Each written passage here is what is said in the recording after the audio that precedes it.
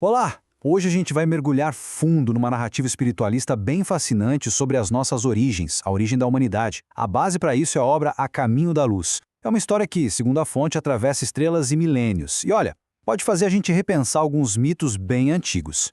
Ok, vamos começar com uma ideia que é universal, né? Pensa bem, mitos sobre seres que caíram do céu, de paraísos perdidos, aquela sensação de uma era de ouro que ficou para trás.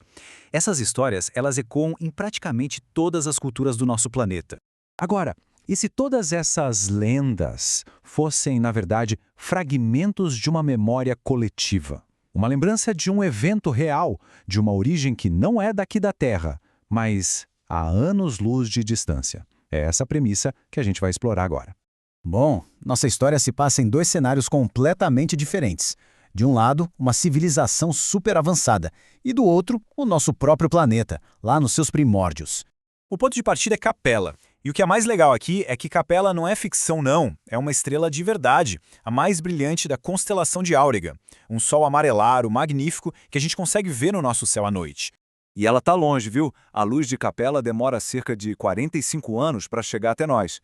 Isso já dá uma ideia da escala cósmica dessa história toda. O contraste aqui é a chave de tudo. De um lado, Capella, uma civilização que estava no auge da sua evolução, mas com um problema. Milhões de espíritos rebeldes que meio que travavam o progresso final. E do outro lado, a Terra, um mundo primitivo de muita dor e aprendizado, habitado por seres que tinham acabado de sair da animalidade.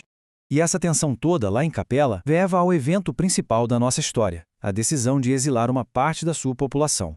Segundo a obra A Caminho da Luz, essa decisão veio de cima, de altas hierarquias espirituais. A Terra, um planeta distante e primitivo, foi escolhida como destino para esses espíritos, um lugar onde eles teriam a chance de aprender através da dificuldade. Então, o ponto crucial é este. O exílio tinha um duplo propósito. Para Capella era uma espécie de saneamento, sabe? Para permitir que a civilização continuasse evoluindo em paz. Já para a Terra, a chegada desses espíritos mais avançados, mesmo sendo rebeldes, serviria como um catalisador para acelerar a evolução dos seres que viviam aqui. A partir daqui, a narrativa foca na jornada desses exilados e em como foi a chegada deles no nosso planeta. O processo todo, como é descrito nas fontes, foi bem solene.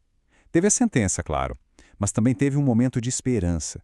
Os textos contam de um encontro com a figura espiritual do Cristo, que teria prometido amparo e a chance de um retorno no futuro.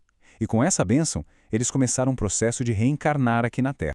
Um detalhe psicológico super importante. Ao reencarnar, eles perderam a memória clara de onde vieram. O que sobraria seria só uma saudade profunda, uma sensação de perda, a lembrança bem lá no fundo de um paraíso perdido.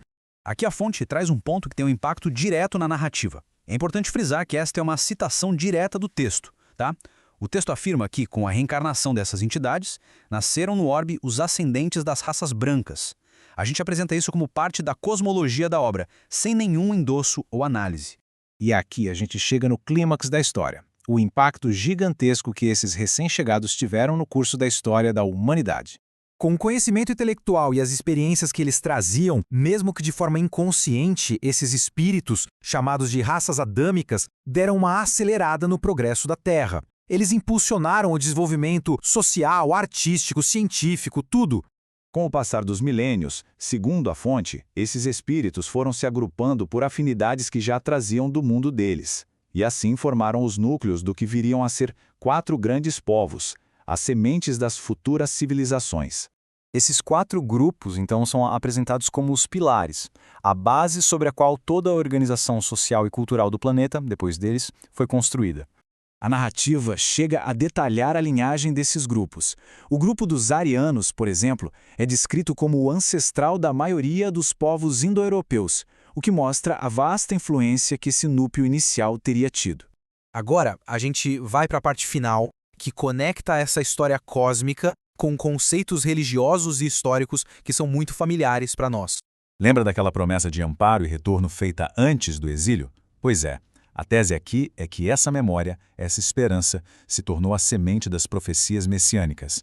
A espera por um Salvador divino não teria sido coincidência, mas um eco daquela promessa original. E o que é realmente interessante aqui é como a fonte aponta para uma expectativa global. Da China à Pérsia, do Egito à Índia e, claro, em Israel, a ideia de um emissário divino era esperada, era cantada e profetizada muito antes dos eventos em si acontecerem. Essa expectativa coletiva é apresentada como cumprimento da promessa feita àqueles milhões de espíritos exilados, uma intuição que atravessou séculos e continentes.